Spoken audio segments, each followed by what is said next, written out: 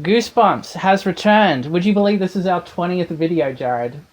Unfortunately, yes. So that means this is our 40th books. Yeah, 39 and 40. 39, 40th, yeah. Yeah. 40th books. I'm smart. That's a lot. And Yeah. it's 67? 62. 62. Thank God. The end is in sight, people. How are you feeling this month? I'm actually pretty okay with this month. Yeah. Well, how was last month? Last month was another solid. okay Solid. one. This is better than last month. Yes. But we're still not like reaching any peaks or anything. Yeah. It was a good month. It was a good month. Dummy free, so I'm happy. Yeah. Shrunken Head. It's Shrunken Heads here. It's another adventure book. I don't know. Yeah. I don't know. Yeah. Go for it. Tell us about the head. I liked this one. It was fun. Yeah? Yeah, did you like it? I liked it okay. Yeah. Yeah, nothing in it that made me go, bleh, but I liked it more than Snowman. Yeah, I liked the breakneck pacing of this book. That was what appealed to me. Yeah. Go, don't it? So many books just waste their fucking time. And this one's like, Shrunken Head, first chapter. Bam! Yeah, you get right to it. Yeah. It's not a good title because you find out the answer to how I got my shrunken head at the end of the first chapter. Yeah. It was given to me. Yeah. Anyway, so Mark is, he's a bit of a jungle nerd. I've never really heard of them before, but it's apparently a thing. He's really into this game called Jungle King. And you said it was very similar to another game. It's just Pitfall. Pitfall. You don't know Pitfall? Maybe. The Jack Black actually did, when he was a kid, a commercial for it. It's an old side-scrolling game where you've got to, like, jump over pits of snakes and... It's like an Indiana Jones game, but they couldn't use Indiana Jones. It's very cool that they got Jack Black to play Stine in the movie as an Easter egg for that commercial. But was Shrunken Head important in the movie? The God no. Well, wasted opportunity. Anyway, the book. Alright, so Mark is visited by Dr. Caroline Hawkins, I think is her surname. Hawlins. We had this during the TV adaptation. It's Hawlins. She is an associate of his Aunt Benna, who's an explorer, a scientist, an anthropologist of sorts. They're not exactly specific on what she does. It's basically my uncle is a scientist again. Yeah. And like she's all like, well, your aunt's on a special sort of expedition through Balladora. It's in South America, maybe. I can't believe you remembered what the place is called. Oh no, I just looked it up. Cheetah. Yeah. And it's very vague, but she gives him the shrunken head that they found in that jungle. Mm-hmm. I should mention, shrunken heads are very specifically a Caribbean thing. They do not make it to South America, so this book is just a tiny little bit racist, unfortunately. Just the spice. Yeah, just that little spicy racism in there. You brought it up when we read Say Cheese and Die. It mentions how, like, the Native Americans believe taking a photo of someone steals their soul. Yeah. And you're like, why are they bringing it up here? Yeah, just leave it alone. Yeah, just do your thing. Shit like that. Yeah, this book is, like, very... You almost can't avoid, like, the racist aspects of it by doing a Shrunken Head jungle kind of adventure. Stine doesn't know what a shrunken head is, and he has to no be fucking fair, clue what anything is. Most people don't know what a shrunken head is. It's just head. a spooky thing. It's just a head he's shrunk. The interesting thing, I'm going on tangents for this one. I find it kind of interesting. People's imagery of a shrunken head is like you get cursed and you get your head shrunk. Well, that's kind of what it looked like in Beetlejuice. Yeah. So that's probably the most people know about it. But, like, the whole thing, you only do it after they're dead. It's like a special way to repair their heads. Mm-hmm. You can't do it while they're alive. That was never a thing. It's stupid. Anyway, he gets Beetlejuice.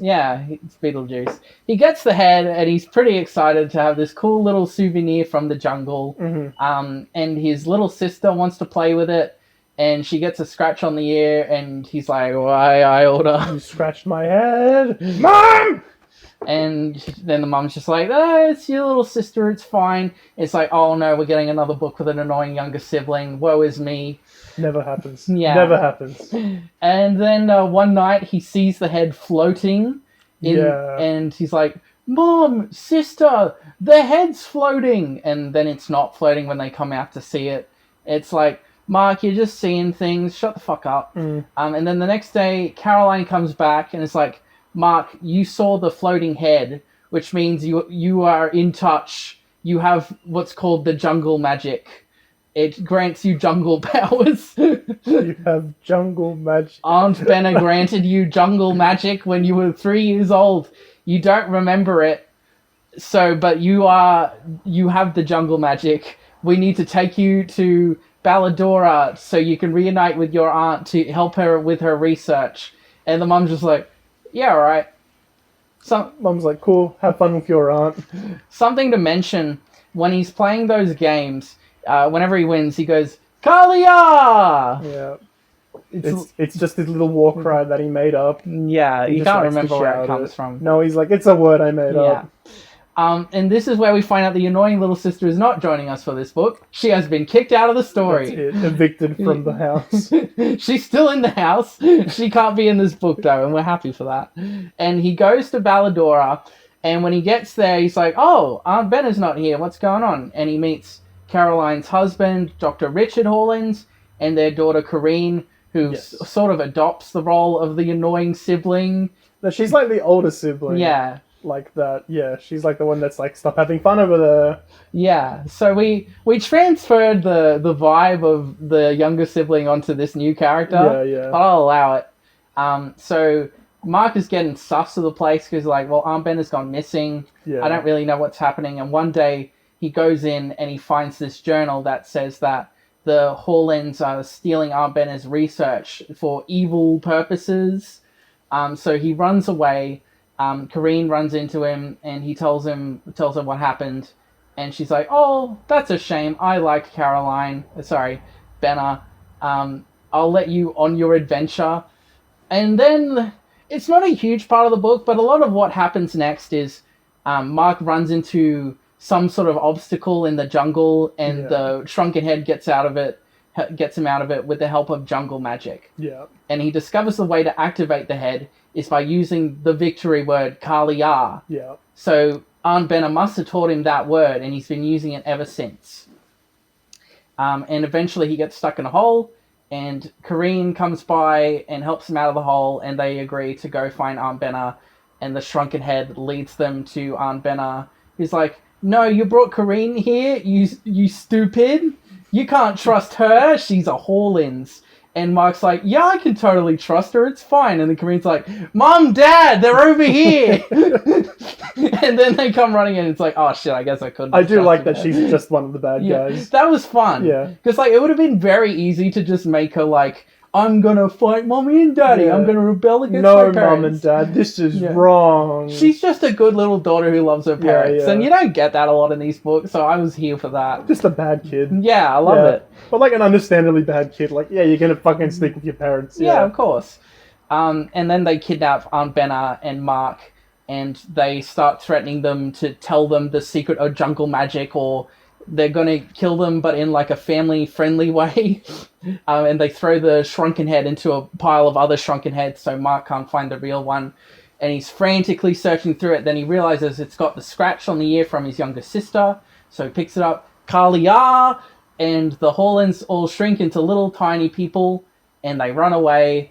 And then Aunt Benna takes the jungle magic back from Mark because he's used it for its purpose, and he goes back home, and he's ready to tell all his friends about his adventures in the jungle with the jungle magic. And the Shrunken Head's like, yeah, I want to tell the story too. The end. Yeah.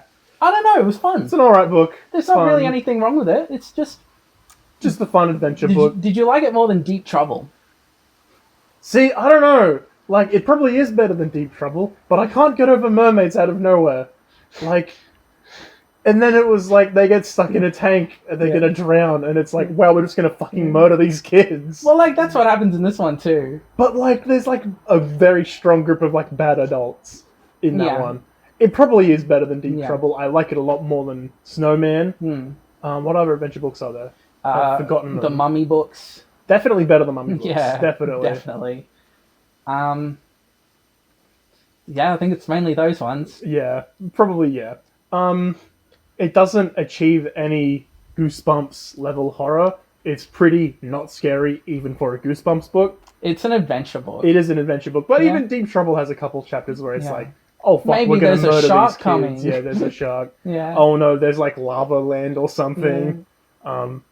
Yeah, nothing really wrong with it. Yeah. You didn't mention my favorite character, the guy that flies the plane to Belladora. Is he just a thing in the TV adaptation, or is he in the book too? He's in the book. He's got a different name in the book. Okay. He has the absolute worst name. I wrote a note about it. Yeah. I can't remember his name. I need to quickly check my note. Go ahead. But he's literally just there to be like, oh boy, there was like a cliffhanger chapter. Wait, go away. Fuck you. There was like a cliffhanger where they were like, oh boy, I hope you're ready to fly us over to the place, Mr. Man. And he goes, sorry kids, this plane's about to crash. End chapter. But we don't have parachutes. Yeah, no parachutes. And he goes, haha, just kidding, we're about to land anyway.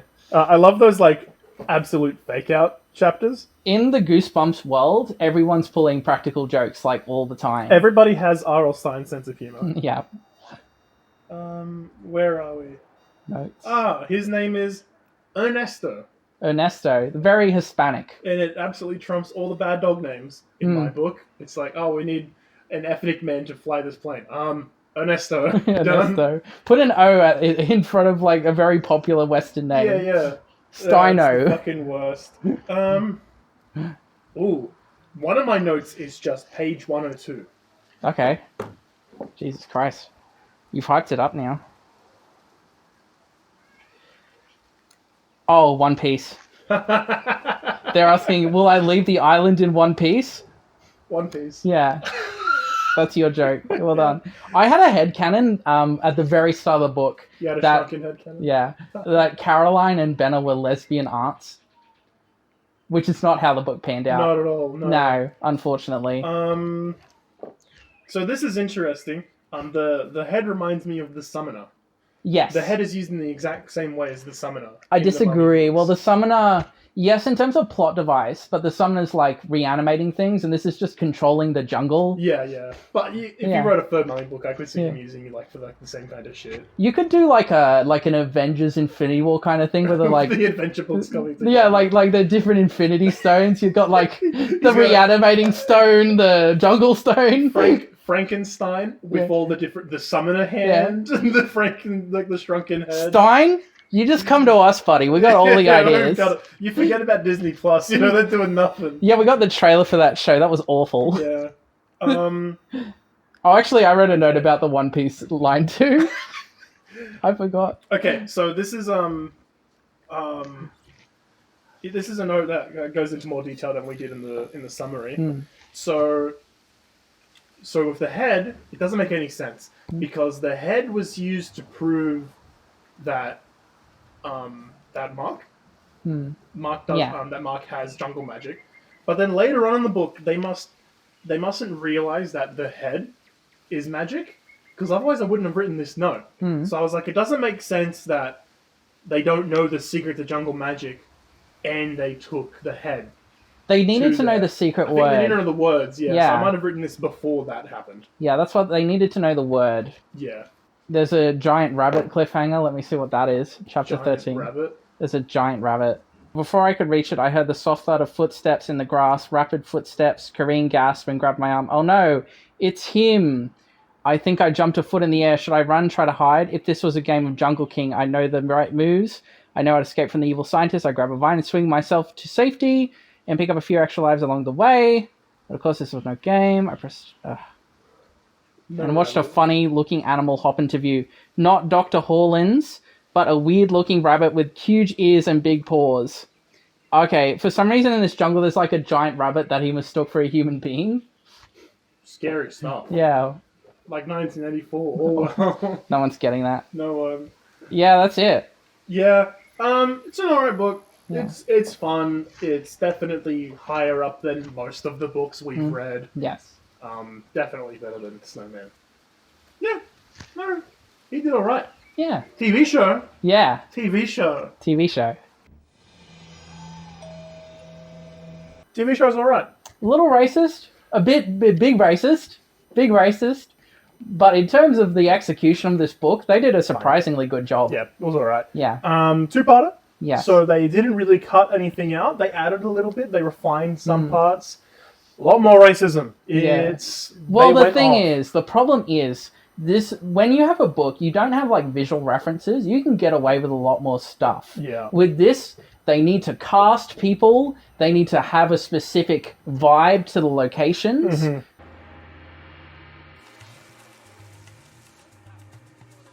Oh, please stop. Oh no! What's up with the chicken shark? What the fuck was that? What continent is this meant to be? It's its own one. Has its own unique culture. I can't even call it racist because it's not picking a race to pick on. So unfortunately, you're going to need to start importing ideas and people into your adaptation. You say that, but Yeah. there were no extra people in the book. Well, There were no extra people on the True. island. True. They never really met anybody else at the airport. There were no extra characters. yeah. There's a lot to unpack with this one. We're just going to need to take it a step at a time. Yeah. So in the Yeah. book, the island, it's uninhabited. It's just the researchers and then Mark goes there. Really, that's it. In the TV show, you've got a whole, like, I'm going to say a tribe of people that live there. If not just like fucking like normal people. Fuck me, now I'm racist. But like, yeah, the TV show just adds so much more. Ernesto, gone. Jimmy Lowe. With fucking Elvis. Let's go. It's just an Asian guy dressed as Elvis, and he's the best part of that adaptation. He's only in the first part. He's in like 2 scenes. Yeah. Like, he's having the time of his life. He's just like, yeah. This guy got to dress up like Elvis and get paid for it and fuck around for a while. I have no complaints with Jimmy Lowe. No. I cannot tell you for the life of me what country this is supposed to be set in. No. My best guess is Cambodia, but there's also a lot of African shit in there for some reason. I get. Is it more racist or less racist to just throw stuff together? It is more racist. More racist? Yes. Yeah. Because it shows... Because I think trying to make the culture ambiguous, I don't think that's what they were going for. I just think they didn't understand what they were taking from. They're just like, this is cool. I like a big wooden mask with like paint on it. Yeah, I like that. I like people dressed like they're from Hawaii. Sure, whatever. Yeah, they probably messaged. I probably spoke to Stine about it. Yeah. And said, "Did you have anywhere in specific you had in mind for this place?" And he was like, "No." Is there electricity in Balladora? In the book, no. Is there? No, there has to be. You don't get my joke. No. They asked Oda if there's electricity in One Piece Oh, what? when they were adapting One Piece. Oh, what? I did not hear about this. Yeah, Netflix was like, hey, Oda, are we allowed to put electricity in the world of One Piece? And Oda was like, Good question. yes? You'd have to. Well, you've got Enel. You've got... Well, no, not like isn't- usable electricity. Like, Yeah. lightning exists. Yeah. Yeah. But now we're talking about One Piece again. Yeah. Now I'm thinking that if there's ever anything that's actually electrical in... Yeah. Probably not. How do the ships work? Like the big ships. Steam. Yeah, I guess. I can't think of any electricity. Anyway, Yeah. the TV adaptation was actually okay, if you could excuse the racism. They definitely did the book. They brought one of the actors back. Yeah, the main girl from Stay Out of the Basement is playing Kareen. It's a cool throwback back does to a the good start. job. Yeah, she Yeah. does. She's significantly older in this one because I think that was like season 1 and this one's season 4. Yeah. Season 4 has an awful intro. We also saw it when we watched The Ghost Next Door. Yeah. And it's just like, take the original intro and just like gimp it up. Just go ham. Yeah, with just the- paint the shit out of it. Yeah. Season 4 is also the shortest season. Yes. Yeah. So that's interesting. I wonder if they got cancelled during season 4 or if they just went, well, you've done enough. There's only so many books you can adapt. Yeah, they started dipping into 2000 and Yeah. they also did a couple of originals, didn't they? Yeah, they did what's called a trilogy, which was a trilogy of episodes of original. A lot of the weird ones that were not watching adaptations of stories from Tales to Give You Goosebumps, which has Curly the skeleton, which was the mascot until everyone lost their minds over Slappy the dummy. Yeah, valid. I actually used to have a box of Goosebumps books that had Curly on the front. I think I've told this story before. Yeah. You open it and you got Curly laughing, Oh, that's and cute. then it's got like free Goosebumps books inside of it. It was cool. Yeah. Yeah. One thing at the very start, we see this kid's room, and they have just gone all out on the jungle shit. Yeah, that was a really good set. Yeah. Like, for a room that you don't see a lot. There's a considering leopard most of print it's set. rug.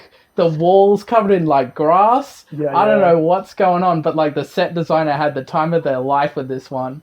And I love the scene where the mum comes home with her date, and the date's just like, what the fuck is this kid? I'm going home. It's alive!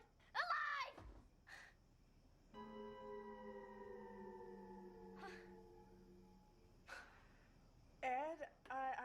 like you to meet Mark, my son.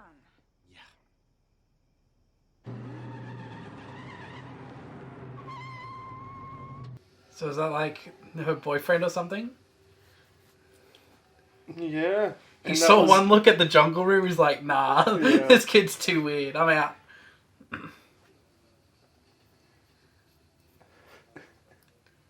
Good job, kid. No, mummy can't get laid tonight. He spends like 1 minute with the kid and goes, it's not worth it. Yeah. So I like it, they add the reason, so they fix the intro where like this random woman shows up, is like, I need your kid, and the mum's like, yeah, sure, whatever. In this, they fix it. They have the aunt actually call and ask for Mark to come there. We don't find out until later that it's actually like been edited audio of her, and the reason why the mum wants the kid gone is because she's sick of his shit. She's just like, yeah, maybe I can get laid if he's not here. That's exactly what it is. Yeah. And they use like the video games, like this shitty clip art animation. The fucking worst. Yeah. Nobody's doing anything with Pitfall. You could have just asked Atari if you could have Pitfall for a minute. Is it Atari? I think it's Ubisoft. I have no idea. Was No, it's not Ubisoft Ubisoft. like making games back then? No, I think it was Atari. Yeah. Activision. It's Activision. Okay. No, my bad. Okay. Not Atari. It's an Activision game. Okay. Yep. Yeah, they were making games back then. Yeah. Okay. What else is there to talk about with this one? It was just fine. Okay, no, so they used the voodoo magic, jungle magic, sorry. Magic. They used that to hypnotize and put in mind control the people of the island. Which is very bad optics for a Goosebumps show. I'm not a fan They're of that. like hypnotized, they're all wearing the same clothes, and they've got like sunnies on. Yeah, yeah. They're very much, and like they're all like some vague Asian culture. It's not explained. No. And how it looks is that these white people have come to this island, enslaved the natives, and have just been running a science lab on it. Yeah. Really, and that sort of topic needed to be handled with more sensitivity. This TV show did not do that. It definitely makes them more evil. Yes. But like... It's a silly Goosebumps show with a floating glowing head. I liked how the shrunken head looks, but if we're going to touch on a topic like this, that shouldn't have been the main plot. Yeah, no. That... I did not like the mind control people. They set it up that it was the aunt that was doing it. I was like, oh man, you're not making me like this aunt. Like... They reveal later that it's the doctors that were doing it behind her back. Yeah, yeah. But then the aunt like shows up in like this really racist outfit as a disguise, and you're just like, no one's the good guy in this story. No. Everyone's just shitty and very racist. The aunt's acting was good. Yes. It was good. There's the part where you see like the POV of when she hypnotizes and puts the voodoo, the jungle magic in the kid. And those shots are good. I like that. And then when she takes it away at the end, it was like, yeah, I like it. That's good. We got to talk about the ending. Yeah. The weird dream sequences I wasn't behind. What were the weird dream sequences? He just like see the aunt like in the jungle like beckoning him like, come Mark, come. You didn't need it. He like got trapped in a spider web, and there was a giant spider that had Dr. Hawling's face on it. What? Is he meant to be trapped in a spider web? Oh, I don't like that. Oh. I didn't like that at all.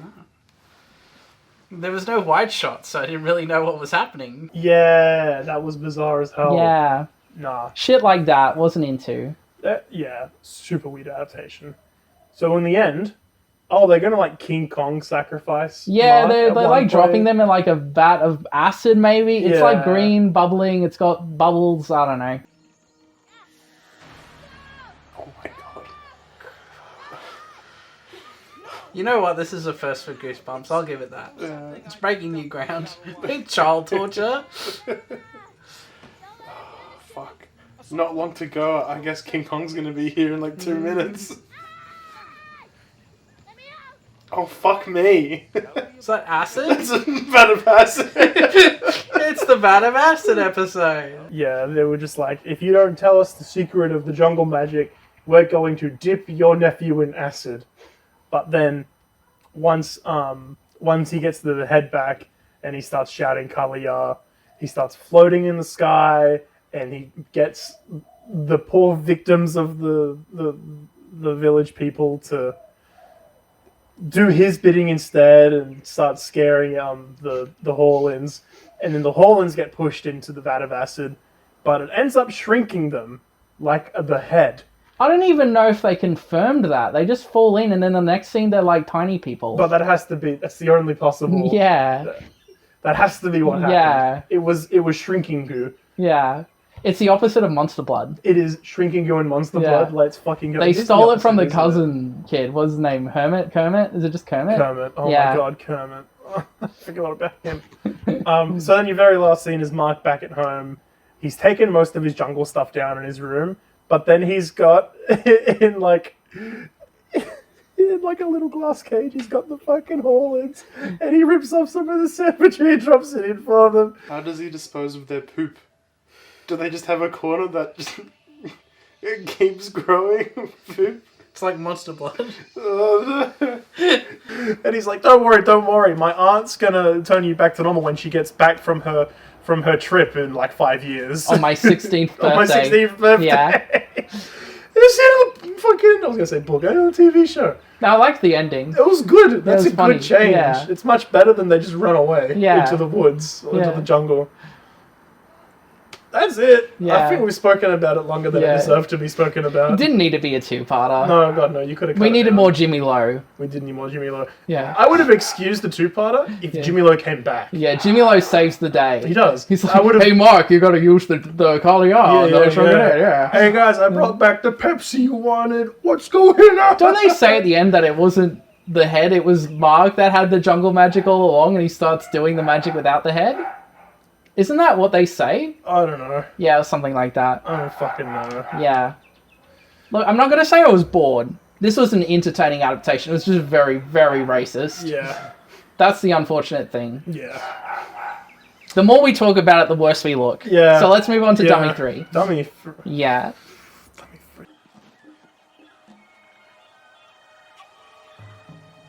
Road. Is that meant to be a compass? Yeah. Why has it got two hands? Such a good question. We've been lied to about the second magnetic force. This is our last dummy book for the show. There are more. Obviously, there's so many more outside of the original series. There's an entire series on Slappy now. That just finished too. It did, didn't it? Yeah. We've got the new one. But as for this series goes, this is our last time with Slappy. Despite it being the third book, it's only our second time with Slappy. Yeah. This book, I don't know if I want to say it's the best dummy book, because the first one was surprisingly fucking good. But this is definitely better than number 2. I disagree. You think it's the best one or the worst No, one? I think you just made the same book 3 times. I can't just keep saying, well, it was the same plot and I liked it the first time, so I have to like it again. No. At a certain point, I have to say, Stine, you wrote the same book 3 times. There needs to be punishment, especially with the fact it really wasn't that long ago we read number 2.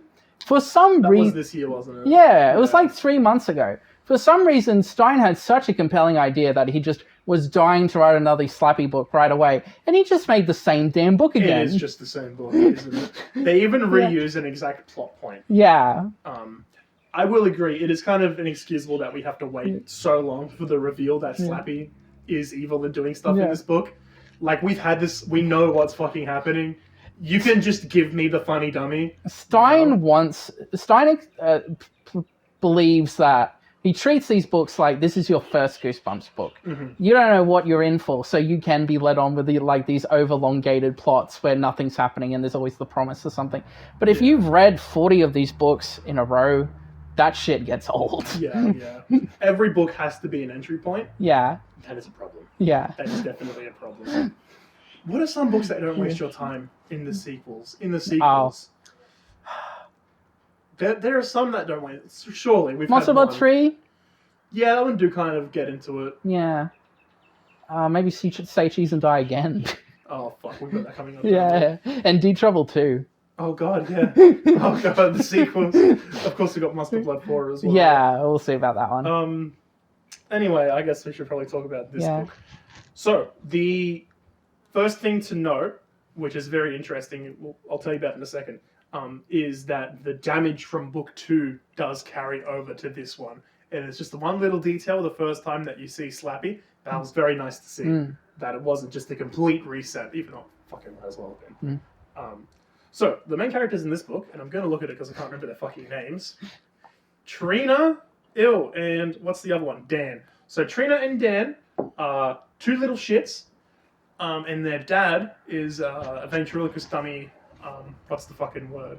Enthusiast. Ventriloquist? Ventriloquist? Yeah, so the first word you said, but you just added 2 extra words. What? You're like ventriloquist dummy expert or enthusiast. Enthusiast. You wanted to know the word, it was the first word. I was looking for enthusiast. Okay. He's a ventriloquist dummy enthusiast. Okay. So, he works in like a camera store now because he can't make money off of dummies forever, but the attic is full of his collection. All of his dummies. And then right in the center is his very first dummy called Rocky. So the kids like to go up into the attic and look at the dummies and stuff. And then one day, the dad comes home and he's like, look at this fucking dummy that I found in a trash can. And they pull out Slappy. And his head's been cracked open and he's got like chipped like mouth and his hands all fucked and everything. Because we just come from number 2. So the dad fixes him, he glues the head back on and it looks really fucking good. And then they're like, what are we going to call this guy? He didn't come with his trunk. We don't know what his name is. Let's call him Smiley. So they call him Smiley. And then I think it's Trina goes into his pocket. Shut up. Goes into his pocket and pulls out the words. And she reads the words. And then maybe Slappy winks at her. Maybe nothing happened. And she puts the thing back in his pocket. Schrodinger's Slappy tease. Slappy tease, yeah. And then that's pretty much it with Slappy for a while. Dad says, okay, you kids need to be on your best behavior because your cousin Zane is going to come to stay a couple nights with your uncle as well. And the kids are like, oh, not fucking Zane. That kid's the fucking worst, bro. And Dad's like, you better be fucking nice. You were fucking shit to him last time. You better be good. And they're like, it's not our fault that he's such a wuss, Dad. And he goes, I don't fucking hear it. They're basically the same characters from Headless Ghost. They are. It is just like that. It's good having a brother and sister dynamic where they're not at each other's throats the whole time. Very Instead, much. they're tormenting their cousin, which was a nice change. So most of this book is just them trying their best not to torment Zane, while Zane is insufferable. So Zane comes in, and he's like really scared and everything, and he's like, shy timid and everything. And then, like, Rocky is sitting on his bed.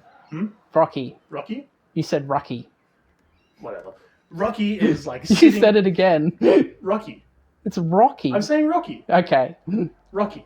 Alright. What the fuck? Rocky is sitting on his bed, and he screams, and everyone's like, who the fuck did that? I know it was Trina or Dan, and Trina and or Dan are like, nah, Dad, we're innocent, dude, not us, man. And the dad's like, I don't believe you. Don't let me catch you doing it again. And stuff like that just keeps happening. Is Zane into photography in the book, or was that just in the TV show? I can't remember. I think it is in the book as well, because they have that scene in the Red Room, right? They do have a scene in the Red Room. Yeah. So Zane has decided that he's really, really, really into photography now. So he's always trying to take pictures of everything and being cute or whatever. And yeah, one day he goes down into the Red Room and Dan and Trina come with him. And he's developing all of his footage. And then half of his roll is just pictures of all the dummies in the attic. And then he's run out of the room and he's screaming. And he's like, they just fucking ruined all my film. I've run out of film now. And then like the uncle is just like, whoa, it's okay, Dan. I'm sure that your uncle, because he runs a camera store, will have some film rolls to give to you. And the main joke with this uncle, and this is all that he's there to do, is he's very well off, but he's always trying to get shit off his brother for free. And that is just the constant joke with him. His character does not go any deeper than that. That's it. So I'm trying to think of what happens, like, important thing happens next. I just said this book is better than number 2, but I couldn't tell you what happens in most of it. It is a lot of just like, there's a dummy in Zane's room, and Zane comes out screaming, and the parents are like, why I order? It's most of that same song and dance. They're threatening they can't go to summer camp. Yeah, all that kind of stuff. It doesn't even matter. So it basically hit a boiling point where the kids are about to get in trouble, and they're just like, well, Dan, I know it's you, and Trina, and Dan's like, I know it's not me, I know it's you, Trina. And they go, well, if it's not either of us, and the dummies obviously can't be doing it on their own, who is it? And they go, okay, what we're going to do is we're going to go into the attic and we're going to wait. We're going to wait there all night and see who's coming in and moving the dummies. And they're sitting in there waiting. And then like midnight or whatever, some steps coming to the attic. And it's Zane coming in and grabbing Rocky and taking him out of the room. And they go, Zane, we fucking caught you. We knew you were doing it. And then he's like, oh, I'm sorry. I'm just sick of getting scared all the time. And I wanted to scare you guys back. And they go, okay, fair enough. But now we're even. So you leave us the fuck alone now. And Zane's like, okay. And then the next day it happens again. And it's like, Zane, you just promised. And he goes, it wasn't me, guys. And they go, well, what the fuck is happening? And yada, yada, yada. We find out that Slappy is alive. 80 pages into the book. 80 pages into the book. Slappy is alive, and Slappy is doing all of this. And he's like, oh, you kids, don't you get it?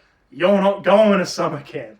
I'm going to get you in so much trouble that you're going to stay here, and you're going to take care of me, and you're going to be my fucking slave. And it's like, cool, it's Slappy. Yeah. It's Slappy, all right. And the kids have this great idea in your final fight. They go, okay, what we're going to do is we're going to take the fucking words out of his pocket, and we're going to read them backwards. That happens in the TV adaptation. They just say the words again, straightforward in this book. Do they? Yeah. God fucking damn it. So it's like, we're going to read the words again, and if they woke him up, they'll put him to sleep. And they read the words again, and nothing happens. And everyone's like, what the hell's going on? But then, all the other dummies in the attic get up, and they crowd around Slappy, and they beat him up, and then it's done. Really great ending to the book. I wish there was more of this. And then what happens is Zane is leaving, and it's the end of his stay, and his camera got broken at one point. And they go, you know what, Zane, for your birthday, I'll send you a nice camera for your birthday. And he goes, no, it's okay. I'm wondering, can I have one of your dummies instead? Because I want to get into ventriloquy. And then Trina goes, I'll go pick one out for you, Zane. And she runs and she grabs Slappy, and she gives him Slappy, and then Slappy winks. And the book ends. And that was the third book. And now that I've recapped it, I kind of agree that it is really disappointing to just have the same book again. We were promised an army of dummies. Yeah. We just got the ending of Curse of the Mummy's Tomb again. How interesting that 2 books in a row pulled from Curse of the Mummy's Tomb. Yeah. How fucking crazy. Yeah. What a terrible book. That just seems to keep popping up. Fucking suck. So this is probably the most refined dummy book. Yeah. Unfortunately, it is another dummy book. Yeah. So there's not a lot. And it has the least amount of dummy action in it. It does. Yeah. I'm not going to say it's the least amount of Slappy, because the first book there's the least amount of Slappy. We get more Mr. Wood than we did in this one with Slappy. I think Mr. Wood, crazy enough, is the best dummy. Mm. Like, he was fucking... He choked a dog. He choked a dog. The way he died was super fucking hardcore. And the driver thought that he ran over an actual child. It was fucking great. I loved it. He throws up disgusting green goo all over the school. Like, all Slappy does is he insults you.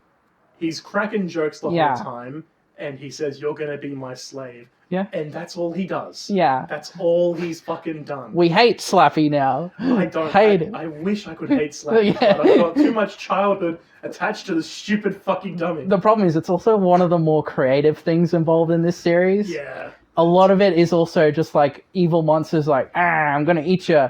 And this one's just like, he just wants to fuck with people. Yeah. He just wants slaves. Yeah. He wants kids to take care of him. Unfortunately, when we've had 3 books of that, and if we argue with Revenge of the Lawn Gnomes, that's 4. Yeah, there are a couple books that feel very dummy. Yeah. Lawn Gnomes for sure. Yeah. It's very dummy. Yeah, I don't know. I really like the dynamic with the kids and Zane. Yeah. That is probably the most interesting part. I fucking wish I could cut some of it out and have more Slappy. Yeah. But that was very good. So no part of this book is bad, I want to say. Just had it a good couple times already. You needed to wait. You should have put this you should have made this your last book. Yeah. Instead of whatever the fuck Monster Blood 4 is gonna be. Slugs based on the cover? I don't know what that is. I would have been happy if our very last video was dummy free and Monster Blood 4. Yeah. That would have been a fantastic finale. I have read I Live in Your Basement. From what I remember, that book is fucked. Okay. So let's not throw the baby out with the bathwater. That's all I'm saying. We'll see what happens. I'm gonna check my notes. Yeah. I don't have a whole lot. Pretty sure my notes are mostly just, come on, Stine. What the fuck was that? Oh, it stopped recording again. Yay. I have a funny cliffhanger. It's mainly just like they give me the promise of something and then they straight up lie to me about what happened. You missed a note for head.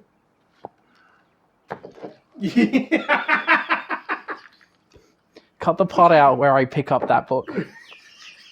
Just make it seamless. I don't know how you do it. I don't edit these. I was awakened by footsteps. Soft, shuffling footsteps across the attic floor, and I knew the dummies had come alive. Not dummies walking around, I realized. A single figure. One person moving slowly, carefully. And it was... Dan, I think. It's saying they stretched it out for an entire chapter for some reason. Of course they did. We love how these books are written. We do. So, the scene that was straight up pulled from Dummy 2 is, remember when they try and throw him down the sewer?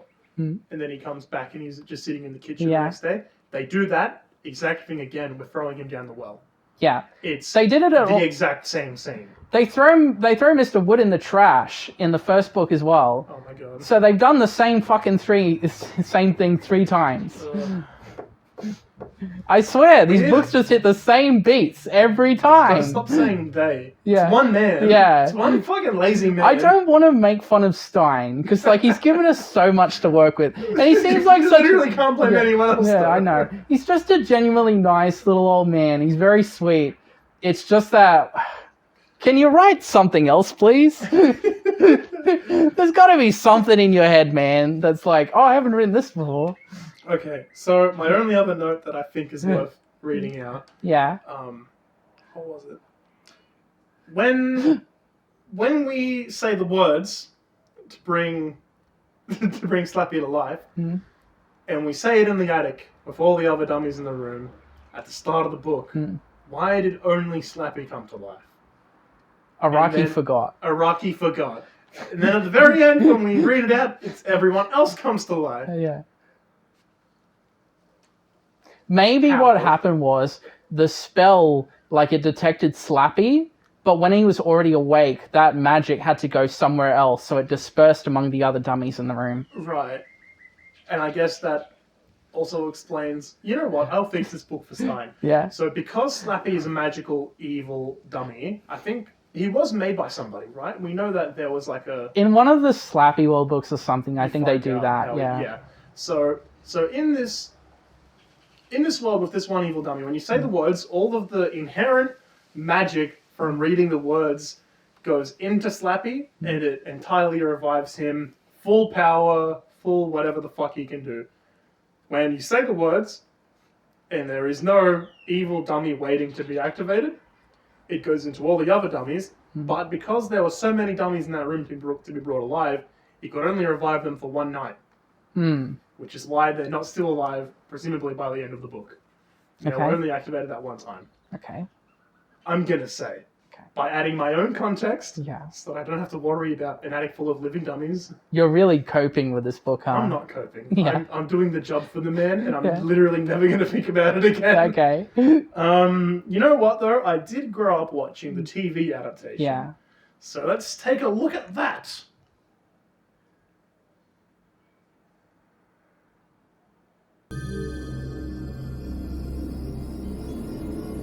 So I think it's really good.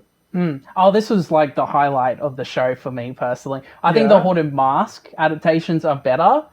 I think this is like the most Goosebumps we're going to get in a TV adaptation. I agree. I don't want to just say that it's entirely fucking nostalgia for me, but I had a fucking It really was good fucking time. funny. Yeah. They kind of did their own thing. They still adapt most of the book, but there's a couple of changes that really work. The actors all go off. Yeah. All of the kids were good.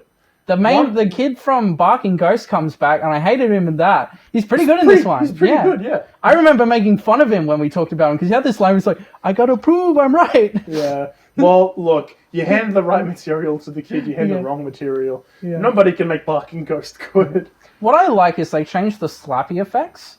So when you're getting like Slappy on someone's lap or a close-up of him, they do the actual prop from the other adaptation. But when you're wanting him to move around, you've got a long shot of him, you have an actor in like a suit. Yeah, with like a really like weird mask on. You can tell. It works though. Yeah. for sure. No, it was definitely good. They do something similar in the first Child's Play movie. Yeah, and they also do that in Lawn Gnomes. Yes, they do. One of my favorite TV adaptations, the more I think about it. My fucking god. So what's something that you immediately noticed when you put this episode on? What's the first noticeable thing? Probably I like the Anakin parents.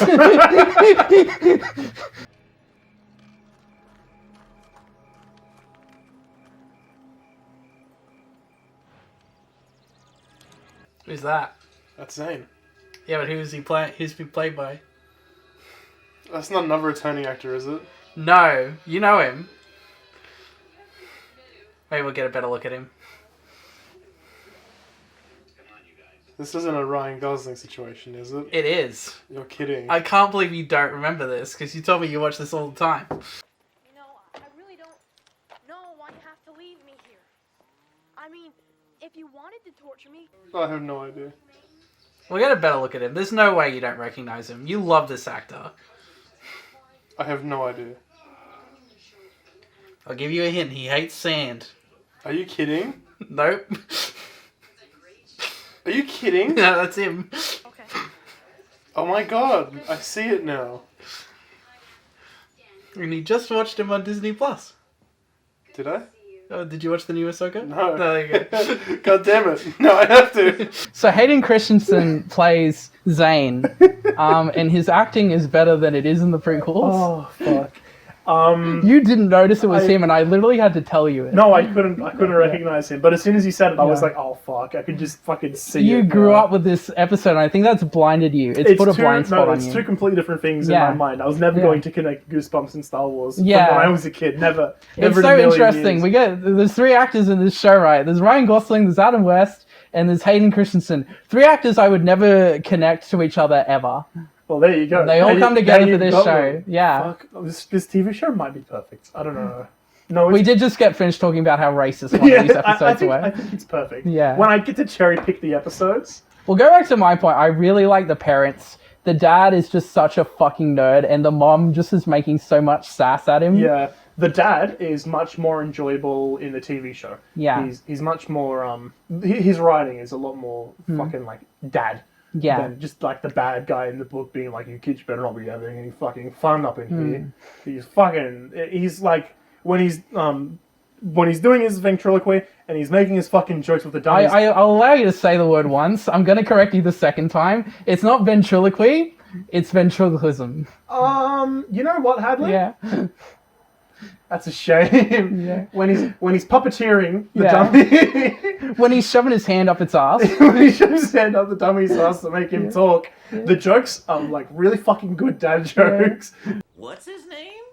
His name is Zane. Well, I guess that's better than being insane. They're fucking terrible and I love them. Yeah. And Slappy voice is still very much perfect. It's still perfect. It's still my favorite Slappy. Fuck you, Jack Black. I don't think so. Yeah. I really wish it was somebody else doing his voice in that. Yeah. Oh, fuck. What else? Sit back and enjoy the story, everyone. Is that okay? You were a little stiff. Well, that's all for now. Have a good night, everyone. What? Have a scary night. Is that God? Yeah.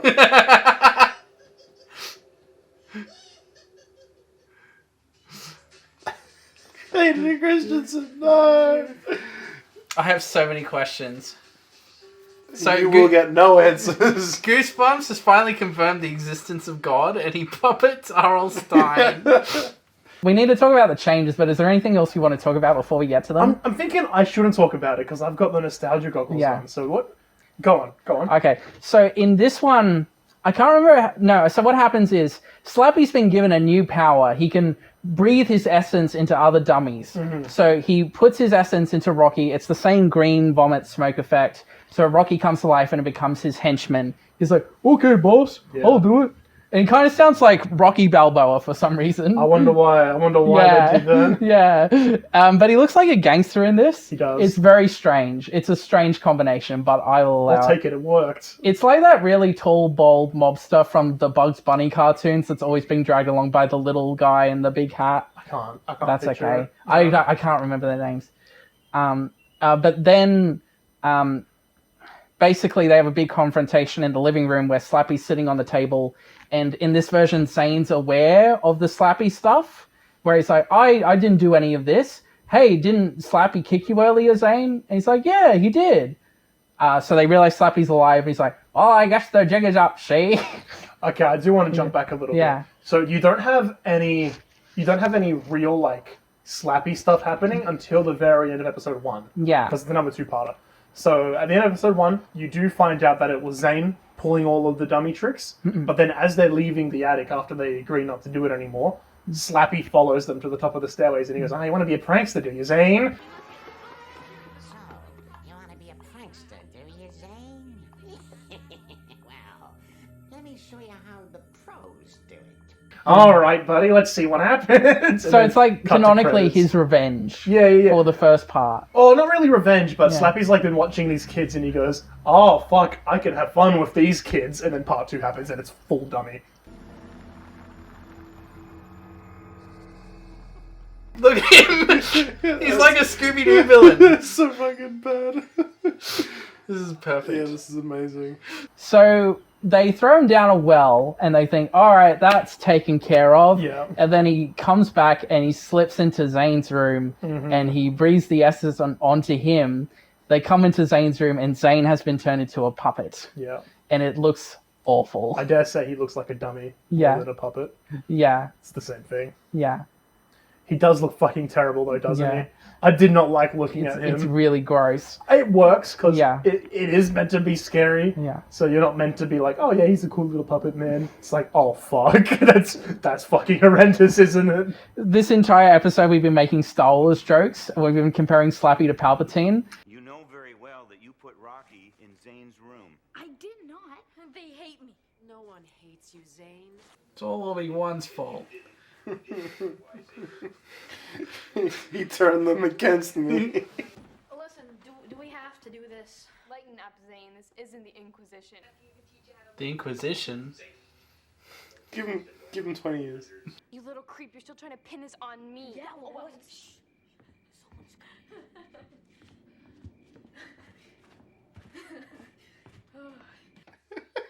They get on his way to kill the younglings. What a great weekend. Master Skywalker, there's too many dummies. What are we gonna do? There's a monster movie marathon starting at 9. Who the fuck plays backgammon? The parents couldn't afford a PlayStation for Christmas. Here, you want to play? I don't know how. It's easy, I'll show you. Come on. Of course Zane knows how to fucking play. Fucking Zane. It's just like pod racing. Damn. God damn. Yes, and then the ending is the kids trying to win Rocky over to their side because Slappy's been pushing him around the whole time. It's like, we taking care of you, Rocky. Anytime you got broken, Dad always put you back together. Yeah. And then Rocky's like, oh, yeah, you have. And literally, it's literally Return of the Jedi. He picks Slappy up, he throws him out a window, and Slappy's like holding onto the railing. He's like, I'm invincible. And then a lightning strike comes out and he fucking explodes. Which is also what happens in Return of the Jedi. Basically. Yeah. It's perfect. It's so stupid, but I loved it. It's so perfect. Canonically, the end of Slappy. Yeah. You can't have another one after that. I thought that at the end of like Child's Play 3 or 2. You can just like keep bullshitting. I don't know what. I think it's Bride of Living Dummies, the next one after that Slappy's Nightmare. Yeah. In the 2000s. But this is only in the TV show. And yeah. There's no other TV show episodes of Slappy. No, there is. Bride of Living Dummy does get an adaptation. They did? Yes. No, I wanted to read it and I want to review the episode as well. We're not doing the 2000s books. Maybe just one. Maybe just one or two. You didn't tell me that was Bride of Living Dummy. Maybe I want to do it now. It did get a classic Goosebumps cover, so there's like a newer version of it out there. It's definitely be easy to find. Anyway, the big cliffhanger ending, do you remember what it was? I could never forget that cliffhanger ending. Give it away, Everybody's saying goodbye. Zane's going back home. And they're saying, maybe we'll see you next time, Zane. And Zane says, yeah, maybe next time you can come to my house. And then as he's about to get in the car, he stops. And his head spins the whole way back around. He says his vague, like, see you next time, guys. And his head spins back. And he looks like a fucking dummy human hybrid. Part boy, part dummy. Doy. And then he gets in the car and he leaves and the credits roll. What the fuck? So it's perfect, and I have no complaints. Nah, honestly, me neither. That was so stupid and silly. It was such a fun time. It's great. So every time we read one of these books, because that adaptation is the main Slappy thing that I watched as a kid, I've always been like, yeah, Slappy can bring other dummies to life. So I've been waiting every time we read a book for it to happen. And we read this one, and I was like, oh, he didn't bring Rocky back to life. No. What the fuck? And then we watched the show, and it's like, oh. If this book was just the story of what we just watched, I would have loved it, for sure. If we had a whole lot more Slappy in it from the start, absolutely. Yeah. Would have been perfect. What we have instead is the TV adaptation, and I'm not complaining. No, it's pretty fucking good. Yeah. That's another one that I would say is a must-watch. Yeah. It's like Nothing Dummy 3, Revenge of the Lawn Gnomes, Haunted Mask 1 and 2, One Day at Hollyland Part 2. You have anything else you're like, you must watch these? Maybe Attack of the Mutant. Yes. Yeah. Yes, definitely Attack of the Mutant. Yeah. Mostly for Adam West. I can't really West. recommend anything else in that one. Adam West is really fucking funny. Yeah. No, I think that's it for must-watch TV shows so far. Yeah. I doubt there's going to be many more. We'll see. The thing is, though, with like books like this, where you're just like constantly phoning it in, the TV adaptations have more motivation to just do whatever they want. Change it up. So we'll see. I still wonder how many of these sequels are just because the TV team went, oh, we want to do another one of these. I wonder how many. Haunted Mask 2 feels like a no-brainer to me. Yeah. And same with this one, I would say. Yeah, this is probably the last time we're doing a double two-parter review. I am grateful for that. I think it was okay for this, because I was never at any point like, just fucking end me. Because there was always something to talk about with these episodes. Yeah, these are two more interesting books, even if we've read one of them a couple times. Yeah. But yeah, no, I'm really hoping that one-parters are nice because they don't have time to fuck you around. Yeah. And you just get to the good shit. Yeah. Yeah. Now let's pull our hair up as we try to rank these very divisive books. Yeah, this is going to be fun. See you at the board. It looks as if our crisis has been successfully diffused. And we didn't have to call in the National Guard. So you think it's safe for us to go out tonight? Mm-hmm. Talking about fucking.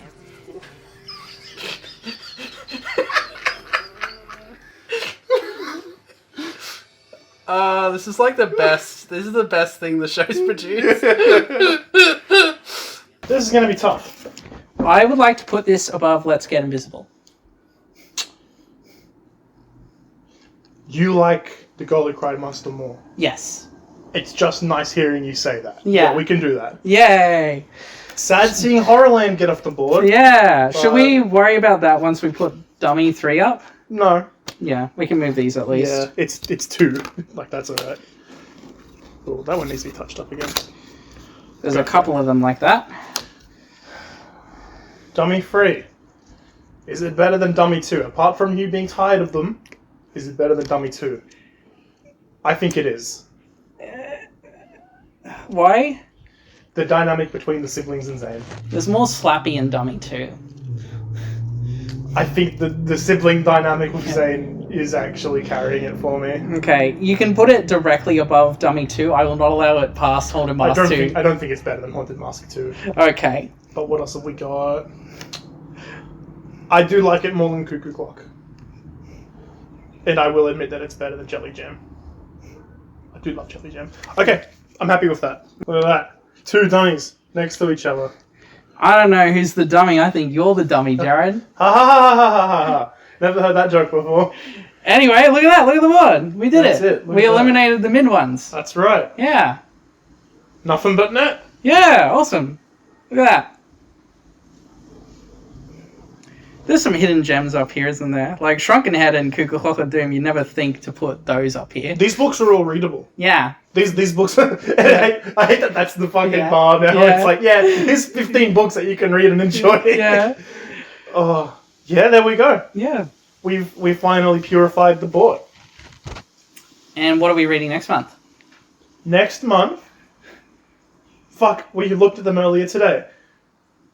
It's Egg Monsters from Mars. What's our first one? It's a stupid pun.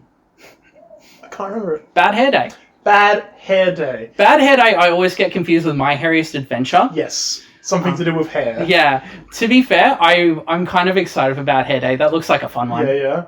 Well, what's that one? It's like the magic one with like the rabbit in the hat. Is evil? I don't know what's going on that cover, but I'm intrigued. I don't think the cover's going to tell us anything about what the book is like. No. It's going to be one of those books where you're like in deep trouble. You have no idea what the fuck you're getting in for. I'm not excited for Egg Monsters from Mars. No, that one's going to be great. That's the one That one's going right here. I read it. I don't remember any of it. And there's always like something, like even like when I read Welcome to Camp Nightmare, there's something in there that I do remember as a kid. With Egg Monsters from Mars, I swear it was a 2000s book. And then I saw it show up on like one of the original covers. Like, really? Okay. So you're saying it's going to be an interesting month? Yeah, maybe. I don't know.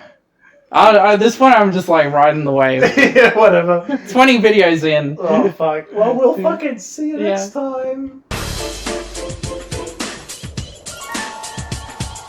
We gotta bin it. We gotta bin those two. We're not done. Oh, shit. Yeah. Go. Bin. Bin that book. Whoa, go.